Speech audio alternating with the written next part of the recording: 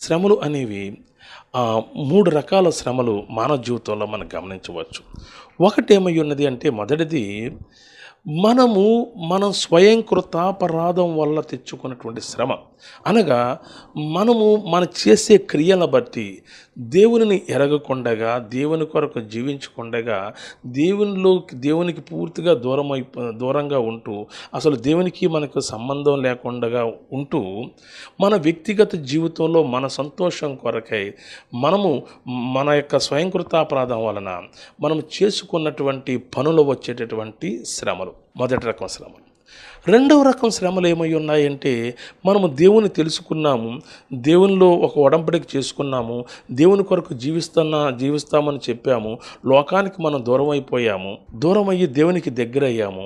దేవునికి దగ్గర అవుతుండగా మళ్ళా లోకానికి ఆకర్షింపబడి అపవాది తంత్రాలను మనం ఎదిరించలేకో, లేదా అపవాది తంత్రాలకు ఆకర్షితులమయ్యో మనం ఉన్నప్పుడు దేవుడు ఏం చేస్తున్నారంటే గనక మనలను రక్షించటానికై, లేదా మనం నిలబెట్టడానికై మనము దూరం అయిపోతున్న పరిస్థితి ఏం జరుగుతుందంటే, దేవుడు దాని నుండి బయటికి తీసుకురావటానికై ఏం చేస్తుంటే మన జీవితంలో శ్రమలు దేవుడు అనుమతింపజేస్తున్నారు. మూడో రకం శ్రమ చూసినట్లయితే, క్రీస్తు యేసునందు సద్భక్తితో బ్రతుకుతున్నప్పుడు కూడా శ్రమలు వస్తాయి. ఎందుచేతను అంటే గనక ఆ శ్రమలు మన విశ్వాస స్థాయిని పరీక్షింపబడటానికై మనకి శ్రమలు వస్తాయి. ఒకవేళ నువ్వు క్రీస్తు యేసు ఎవరో తెలియకుండా శ్రమ పడుతున్నావా? దేవుని ఎవరో తెలియకుండా నువ్వు శ్రమ పడుతున్నావా? ఈ శ్రమల నుండి బయటకు రావటం ఎలాగని ఆలోచిస్తున్నట్లయితే, మనం క్రీస్తు యేసు పాద సన్నిధికి వచ్చినప్పుడు, నువ్వు ఆయన లోకరక్షకుడు ఒప్పుకొని ఆయన కొరకు జీవించడానికి ఇష్టపడినప్పుడు తప్పనిసరిగా వాటి నుండి నువ్వు విమోచింపబడతావు. ఇప్పటికే యేసుక్రీస్తుని తెలుసుకుని మళ్ళీ లోకానికి ఆకర్షణ అవుతున్నావా?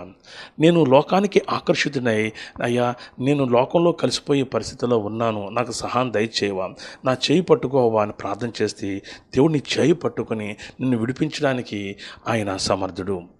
నేను విడిపించడానికి ఇష్టపడే దేవుడు. ఎందుకంటే నేను ప్రేమిస్తున్నాడు కనుక. మూడవదిగా, నువ్వు ఖచ్చితమైన జీవితం జీవిస్తున్నావా?